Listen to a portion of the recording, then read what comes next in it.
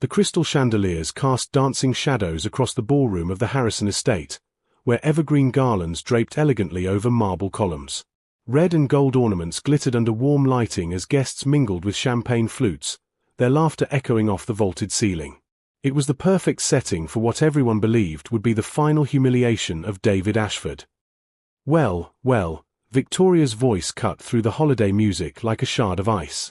She stood at the center of the room, her crimson dress matching the cruel smile on her lips. Everyone, gather around. We have a special Christmas gift to unwrap this evening. David stood near the corner by the towering pine tree, its branches heavy with ornaments that had belonged to his grandmother.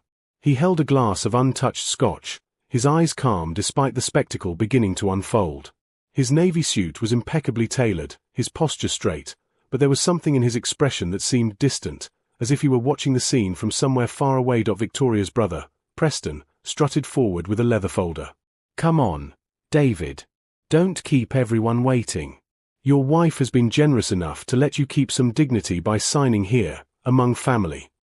"Family," David repeated quietly, the word carrying a weight that no one seemed to notice. His mother-in-law, Constance Harrison, adjusted her pearl necklace with manicured fingers. "Really, David, you should be grateful.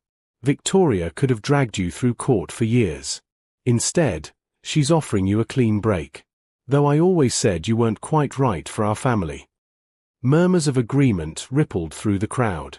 These were Victoria's people, old money, country club memberships, connections that spanned generations. David had entered this world 5 years ago as an ambitious architect with a prestigious firm, someone Victoria had deemed suitable for marriage. But ambition without a trust fund, he'd learned, had an expiration date in these circles. "Where do I sign?" David asked, his voice steady. Victoria's smile widened. She gestured to the mahogany table that had been cleared specifically for this moment. The divorce papers sat atop it like a centerpiece, more important than any holiday decoration. "Right here, darling. Make it official. You can go back to your middle-class existence, and I can finally move on with someone of proper standing." She glanced toward the entrance where her new companion stood, Trevor Blackstone, heir to a hotel empire, his smirk as polished as his Italian shoes. David approached the table. His hand was steady as he picked up the Mont Blanc pen, a gift from Victoria on their first anniversary, back when she'd still pretended to love him. The irony wasn't lost on him. "Look at him," Preston whispered loudly enough for everyone to hear. "He's actually shaking. Poor thing can't even hold a pen straight." David wasn't shaking. His hand was perfectly still as he opened the folder and scanned the pages he'd already memorized. Every clause, every term, every seemingly generous concession that Victoria believed would leave him broken. "Before I sign," David said, looking up at Victoria, "I want to say something." She rolled her eyes. "Of course you do. One last plea. One final attempt to change my mind." She turned to her audience. "This is what weakness looks like, everyone. A man who can't accept when it's over." "Not a plea," David replied. "Just gratitude." Silence fell over the room. Even the string quartet in the corner seemed to pause. "Gratitude." Victoria's perfectly sculpted eyebrow arched. "For what, exactly?"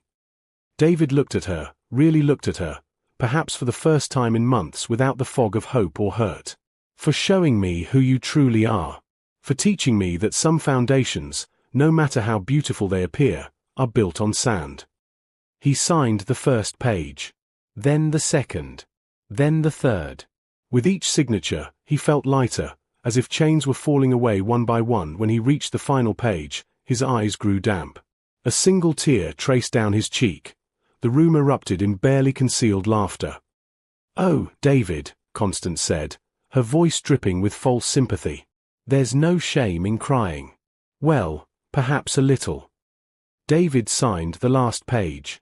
He set down the pen and closed the folder, sliding it across the table toward Victoria. When he looked up, another tear had joined the first, but his smile was genuine, bright and free in a way that confused everyone watching. "Merry Christmas, Victoria," he said softly. "Enjoy everything you think you've won."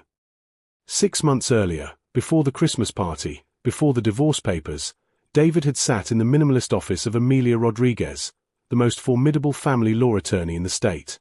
Her reputation for protecting assets and exposing infidelity was legendary. Though she rarely advertised, she didn't need to. "Mr. Ashford," she'd said, sliding a folder across her glass desk. "Your instincts were correct.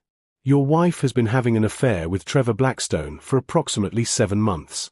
We have documentation, hotel receipts, photographs, credit card statements. But more importantly, we have evidence of financial infidelity." David had leaned forward, his jaw tight. "What kind of financial infidelity?" "Your wife has been systematically moving marital assets into accounts you don't know about. Hiding income from her trust fund distributions, undervaluing property, preparing for a divorce where she portrays you as the one benefiting from her wealth while she keeps everything that actually matters." The anger that surged through David then was white-hot, but he'd channeled it into focus. "What are my options?" Amelia had smiled, a rare expression that made her look more like a chess master than a lawyer. "We play a better game than she's playing. We do it quietly, legally, and completely. By the time she files for divorce, every asset will be properly documented, every hidden account revealed, and every advantage she thinks she has will disappear." Over the next 6 months, David had lived a double life. By day, he was the devoted husband, attending charity galas, smiling for photographs, enduring passive-aggressive comments from Victoria's family. By night, he worked with Amelia and a team of forensic accountants to build an impenetrable case. They discovered that Victoria had been siphoning money from their joint accounts to pay for Trevor's gambling debts. They found emails where she mocked David to her friends, planning her upgrade to a wealthier husband. They documented every piece of art, jewelry, and property that Victoria claimed as family heirlooms but were actually purchased with marital funds. "The prenuptial agreement she had you sign," Amelia had explained during one late-night meeting, "is actually invalid. Her lawyer failed to disclose several key assets, and you weren't given adequate time to review it before the wedding. A judge would throw it out in minutes." "So I could take her for everything?" David had asked. "You could try," Amelia replied. "But I'm recommending a different approach. Take what's legally yours, secure what matters most, and let her think she's winning until it's too late to reverse course." The strategy was brilliant. They would let Victoria file for divorce on her terms. They would let her present a settlement that seemed generous to observers but was actually designed to leave David with scraps. And then, after she'd committed to every lie, every hidden asset, every false testimony, they would reveal the truth. But there was one element that mattered more to David than money or property: his daughter, Sophie, 4 years old. Sophie was the one pure thing to come from his marriage to Victoria. She had his dark hair and curious eyes, his love for building things and asking endless questions. Victoria treated her like an accessory, perfect for photo opportunities, inconvenient for actual parenting. "Custody will be our primary focus," Amelia had assured him. "We document everything. Every nanny Victoria hires because she can't be bothered to parent. Every event Sophie attends alone because her mother is too busy. Every moment of emotional neglect." They'd hired a private investigator who documented Victoria leaving 4-year-old Sophie with strangers while she vacationed with Trevor. They recorded instances where Victoria forgot to pick Sophie up from preschool, where she missed parent-teacher conferences, where she openly discussed sending Sophie to boarding school in Switzerland to get her out of the way. The evidence was damning, and Amelia had used it to negotiate something Victoria didn't even realize she was agreeing to: primary custody for David, with Victoria having limited visitation rights. "She thinks she's being generous by not fighting you for custody," Amelia had said. "She thinks you're so desperate to see your daughter that you'll accept weekend visits as a gift. What she doesn't realize is that the language in this agreement makes you the primary custodial parent with full decision-making authority. She gets Sophie for holidays and summers, if she even wants her." Now, sitting in the Christmas party with the signed papers in hand, David thought about Sophie, safely with his parents 3 states away, beginning her new life far from the Harrison estate's toxic atmosphere. Victoria approached him near the dessert table, her victory lap barely concealed. "I hope you understand this is for the best, David. You'll be much happier with someone more suitable to your background." David smiled, thinking of the bank accounts Amelia had secured, the custody arrangement Victoria hadn't bothered to read carefully, the evidence waiting to be revealed if Victoria ever tried to challenge the terms. "I'm sure you're right, Victoria. I'm sure I will be." The first sign that something was wrong came 3 days after Christmas. Victoria sat in her private sitting room at the Harrison estate, scrolling through her phone while her mimosa grew warm in the winter sunlight. An email notification appeared from her bank, a routine statement she usually ignored, letting her accountant handle such mundane details. But the subject line caught her attention: account closure confirmation. She opened it, frowning. The email confirmed the closure of an investment account, with all funds transferred according to her signed authorization. Except Victoria hadn't authorized any such transfer, she called her private banker immediately. "Mrs. Ashford, or should I say Ms. Harrison now?" The banker's tone was professionally neutral. "Yes, the transfer was completed per the divorce settlement documents. The account contained marital assets, as determined by the forensic audit your ex-husband's attorney requested." "What forensic audit?" Victoria's voice rose sharply. "There was no audit. The divorce was simple. He signed, I filed, it's done." A pause. "Ms. Harrison, perhaps you should speak with your attorney. There were several audits conducted over the past 6 months, all properly documented and served to your legal counsel." Victoria hung up and immediately dialed her lawyer, Gerald Pemberton, a family friend who'd handled Harrison legal matters for 30 years, always with discretion and favorable outcomes for the family.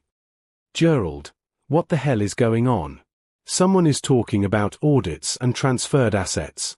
Tell me David didn't..." "Victoria." Gerald's voice was uncharacteristically tight. "We need to meet. Immediately.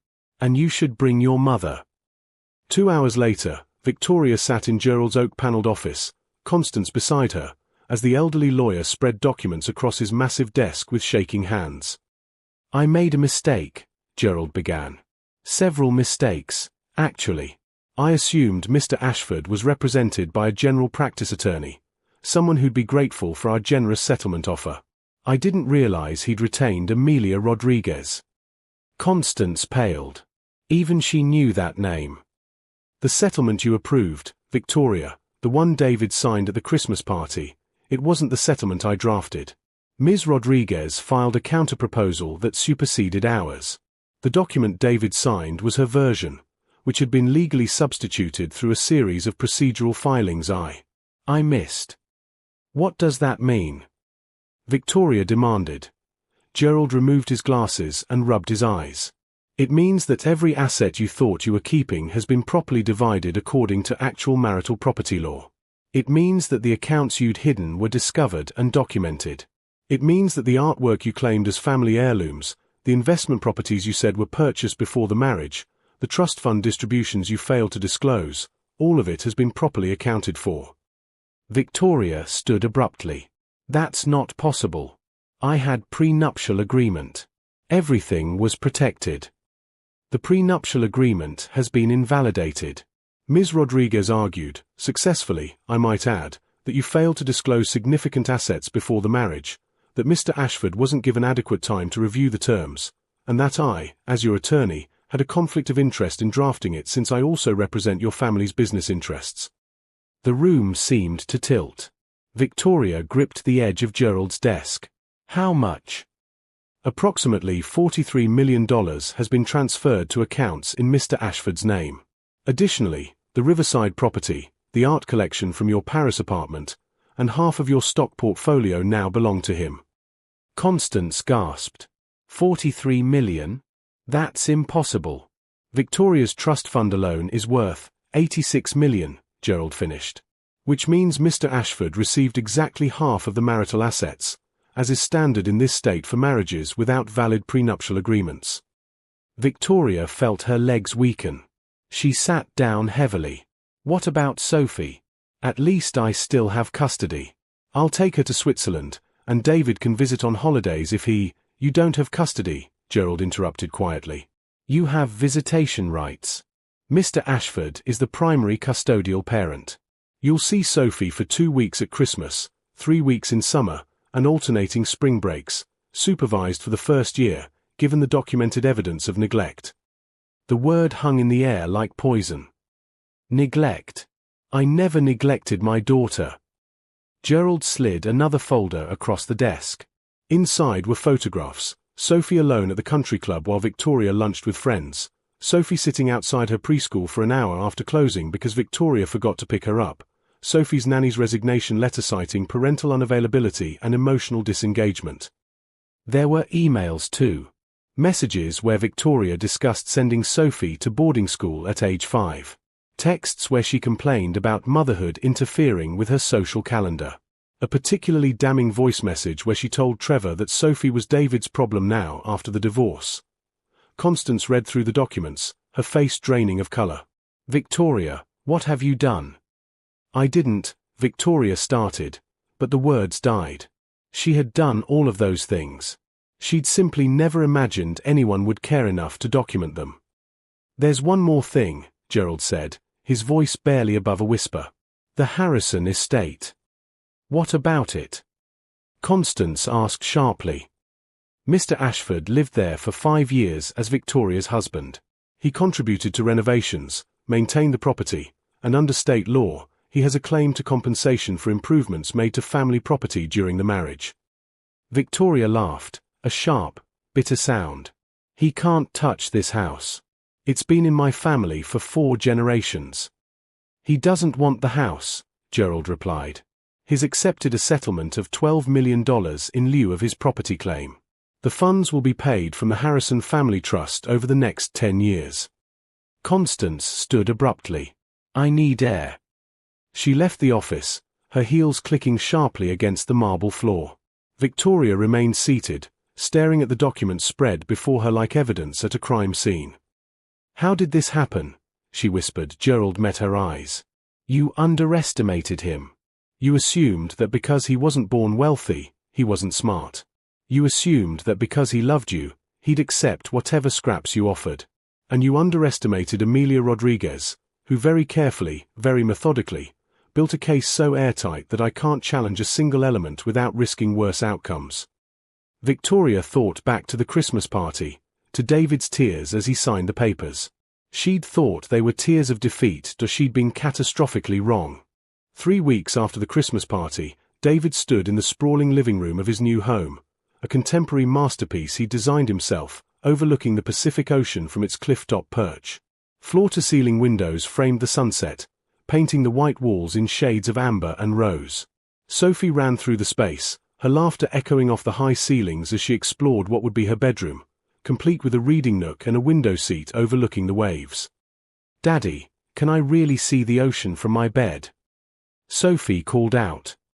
Every morning when you wake up, David called back, smiling as he heard her delighted squeal. Amelia Rodriguez stood beside him, a rare expression of satisfaction on her usually composed face. The final transfers completed this morning. All accounts are secured, all assets properly documented. Victoria's attorneys have 72 hours to challenge, but given the evidence, I doubt they'll try. She still doesn't know the full extent, does she? David asked. Amelia smiled. She knows about the money, the property, and custody. What she doesn't know is that Trevor Blackstone is broke. David turned to her, eyebrows raised. Explain. Trevor's family cut him off 6 months ago after his gambling debts exceeded $5 million. He was pursuing Victoria specifically for her money. Our investigators found emails between Trevor and his brother discussing the Harrison fortune as a solution to his financial problems. Victoria thought she was trading up to a wealthier man. She actually traded for someone who planned to bleed her dry. The irony was almost poetic. David had known about Trevor's financial troubles for months. It was one of the first things Amelia's investigators uncovered. He could have exposed it, could have used it to hurt Victoria during the divorce. But he'd chosen silence, letting Victoria walk into the relationship with her eyes closed. You didn't tell her, Amelia observed. Why? David watched the sunset paint the ocean in copper and gold. Because some lessons are best learned firsthand. And because my revenge isn't about destroying her, it's about building something better. His phone buzzed. A text from his father. Sophie's room at our place is ready for her visits. Your mother bought enough toys to stock a store. We're ready whenever you need us. David had reconciled with his parents during the divorce proceedings. They'd been estranged since his marriage to Victoria, who deemed them too simple for Harrison family events. His father, a retired firefighter, and his mother, a librarian, had tried to warn him about Victoria's true nature. He'd been too in love to listen.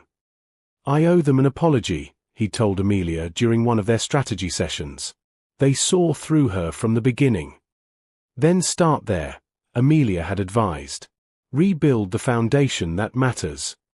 Now, his parents were integral to his custody plan.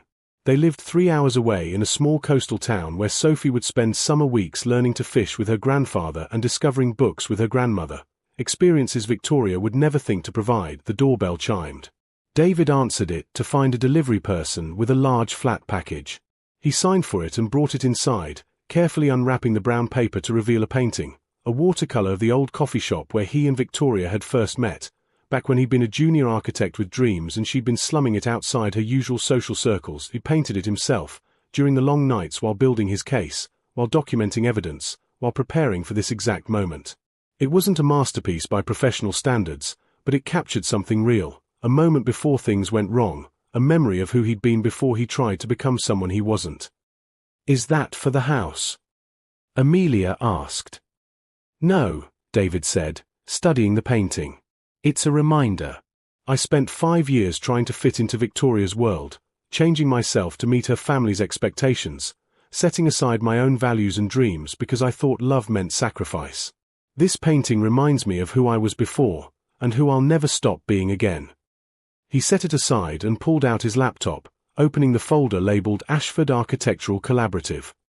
Inside were designs for affordable housing projects, community centres, schools, the kind of work he'd always wanted to do but Victoria had discouraged as beneath his talents. "I've been meaning to ask," Amelia said. "What's your plan now? With this much capital, you could start your own firm, compete with the big players, make the kind of money that would make Victoria's family take notice." David closed the laptop. "I don't want them to take notice. I want them to disappear from my life entirely. The money isn't about building an empire, it's about building a life. For me and Sophie." "And the firm you worked for?" "Hastings and Partners. I resigned last week. They were Victoria's family's architects first, mine second. Every project I designed there had to be approved by Harrison interests. Every creative decision filtered through what would please Constance and Preston." He paused. "I'm starting my own practice. Small projects initially. Working with communities that need good design but can't afford the big firms." Amelia studied him with something that might have been respect. That's not a typical trajectory for someone who just won $43 million in a divorce. "I didn't marry Victoria for money, and I didn't divorce her to get rich. I divorced her to get free." David looked around the house, his design, his vision, his dream realized in glass and steel and purpose. This is what freedom looks like. Sophie ran back into the room, dragging a stuffed elephant David's mother had sent. "Daddy, can Grandma and Grandpa come visit tomorrow? I want to show them my room." David scooped her up, her giggles filling the space. "We'll call them tonight and make a plan, sweetheart." After Sophie ran off to explore more, Amelia gathered her briefcase. "I have one last question. The tears at the Christmas party, were they real?" David remembered that moment vividly. Standing at the table, signing away a marriage that had slowly suffocated him, surrounded by people who'd never respected him, next to a woman who'd never truly loved him. The tears had surprised him when they came. "They were real," he admitted. "But they weren't tears of loss. They were relief. Each signature felt like opening a window in a room that had run out of air. By the last page, I could finally breathe again." Amelia nodded, understanding. Victoria will realize eventually what she lost. Not the money, she'll recover from that. But Sophie. And the chance at something real. "Maybe," David said. "But that's not my concern anymore." After Amelia left, David stood at the windows watching the ocean turn dark as night fell. He thought about the 6 months of planning, the careful documentation, the strategic silence as Victoria had built her case on lies. He thought about the Christmas party and Preston's mocking, Constance's disdain, Trevor's smirk. And he thought about the future, Sophie's laughter in this house, projects that mattered, relationships rebuilt with his family, a life defined by purpose instead of performance. Somewhere across the city, Victoria was discovering the true cost of her choices. But here, in this moment, David was discovering something far more valuable. Freedom tasted like salt air and sunset, like his daughter's laughter and honest work ahead. It tasted like truth after years of pretense, and he tasted like coming home to himself. 6 months later, Victoria Harrison stood in the ballroom of the estate where the Christmas party had taken place, but now the space felt cavernous and cold despite the spring sunshine streaming through the windows. The estate was being sold, not because the family had lost everything, but because maintaining it required a level of liquidity that the Harrison Trust no longer possessed after the payments to David. Ms. Harrison. The real estate agent, a crisp professional named Claudia, approached with a tablet. The buyers would like to do a final walkthrough this afternoon. They're particularly interested in the history of the property. Victoria nodded absently. The buyers were a tech entrepreneur and his wife who'd made their fortune in software. New money, her mother would have sneered. But new money was the only kind willing to pay what the estate needed. Her phone buzzed. Another message from Trevor, asking for a loan to cover his rent. She deleted it without responding, just as she deleted the previous 50 messages. She'd discovered the truth about his finances 2 months after the divorce was finalized. Discovered it in the worst possible way, when his creditors began calling her, assuming she'd cover his debts out of love or obligation. Love. The word tasted bitter now. She'd called Trevor to confront him, and he'd admitted everything with a carelessness that suggested he'd never really tried to hide it. Come on, Vic. You knew what this was. I needed someone with money. You needed someone with the right pedigree. We're the same, you and me. Except they weren't. Victoria had been born into wealth and had taken it for granted. Trevor had been born into wealth and had destroyed it through his own recklessness. The difference, she was learning, mattered more than she'd ever imagined. Constance appeared in the doorway, her expression weary. She'd aged visibly in the past months, the reality of their financial situation carving lines of stress around her eyes and mouth. Preston called. He's not coming to help with the estate sale. He says he's too busy. Too busy gambling away his own inheritance at the country club, Victoria thought but didn't say. Her brother had always been weak, but she'd never noticed it before, never had reason to notice when money covered all sins. Mother, Victoria said carefully, I need to ask you something. About David. Constance stiffened. They'd maintained a careful silence about David Ashford for months, as if speaking his name might summon further disasters. What about him? Did you ever actually talk to him? I mean really talk to him, about anything that mattered to him? Constance looked startled by the question. What does that have to do with anything? I'm trying to understand how I missed it. How we all missed it. Victoria walked to the window overlooking the gardens where David had designed a pergola in their second year of marriage, before she'd vetoed it as too rustic. He was planning this for 6 months. Building evidence, documenting everything, preparing his exit. And none of us noticed. We noticed that he didn't fit in, Constance replied. We noticed that he wasn't one of us. That's exactly the problem, isn't it? We were so busy noticing what he wasn't that we never noticed what he was. Victoria turned to face her mother. He's a brilliant architect, Mother. I saw his new work featured in Architectural Digest last month. An affordable housing project that won some major award. The article called him visionary. Constance waved dismissively. Affordable housing. How noble. Meanwhile, we're selling our family home.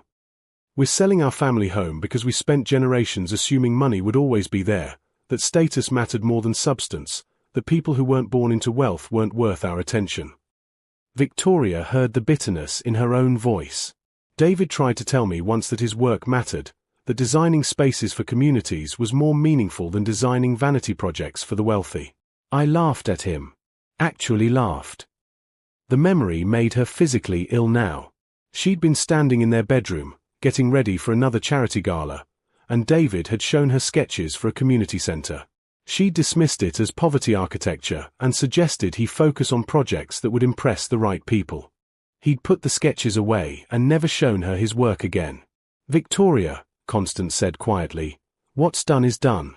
Dwelling on it won't change anything." "I'm not dwelling, Mother. I'm finally understanding." Victoria picked up her phone and pulled up a photo she discovered on a public Instagram account. David and Sophie at a beach, building a sandcastle together. Sophie was laughing, her hair wild with salt spray, her expression pure joy.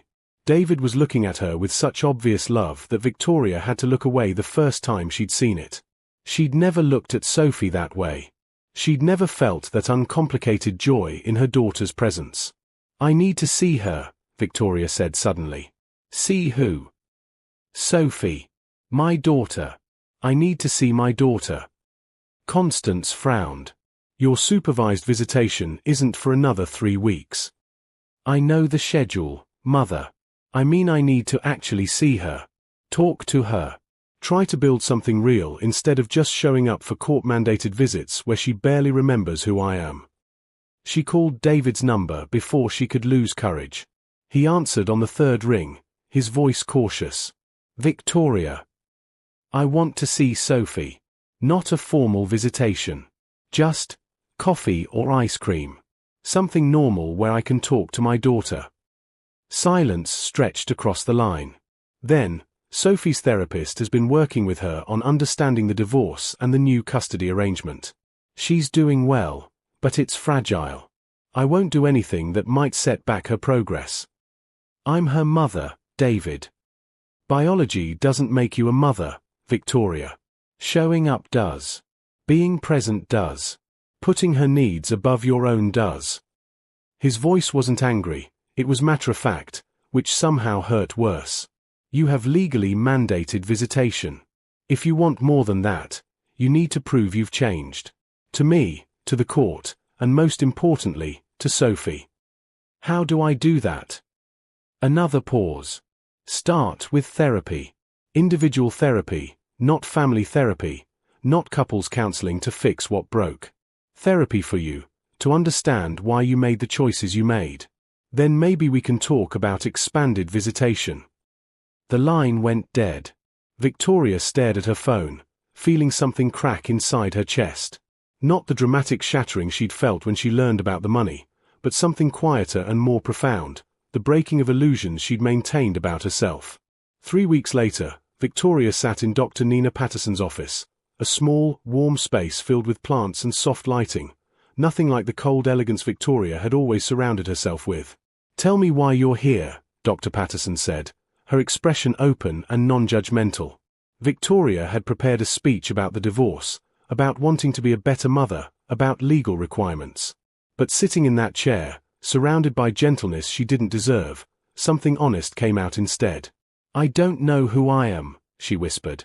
"I spent 32 years being a Harrison, being the person my family expected, and I never questioned if that person was worth being. And now I've lost everything I thought mattered, and I don't know what's left." "So let's start there," Dr. Patterson said. "Let's find out who Victoria is when she's not performing for anyone else."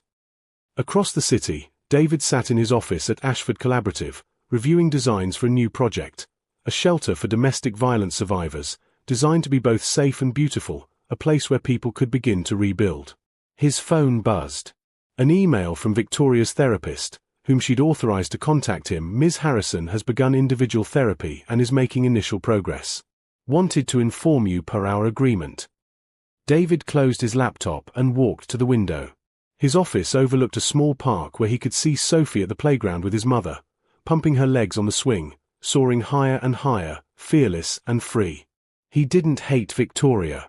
Somewhere during the 6 months of planning his exit, the anger had burned away, leaving something closer to pity. She'd been raised in a system that valued all the wrong things, and she'd never questioned it until the system collapsed. Maybe she'd learn. Maybe therapy would help her become someone capable of real love instead of performance.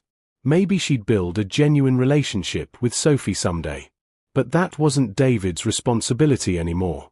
His responsibility was the little girl on the swing, the communities that needed thoughtful design, the life he was building on honest foundations instead of beautiful lies. The sunset painted his office in shades of gold.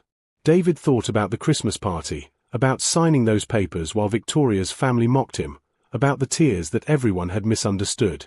They'd thought he was crying because he'd lost. They'd never understood that he was crying because he'd finally won. Not the money, though that secured Sophie's future. Not the property, though his new home was beautiful. Not even the custody, though having Sophie was everything. What he'd won was simpler and more profound: the right to be himself, to build work that mattered, to love without pretense, to teach his daughter that worth isn't measured in trust funds or social status but in kindness, integrity, and the courage to be genuine. He'd won his life back. And that, he thought as he watched Sophie jump from the swing and race toward her grandmother's waiting arms, that was worth every tear he'd cried.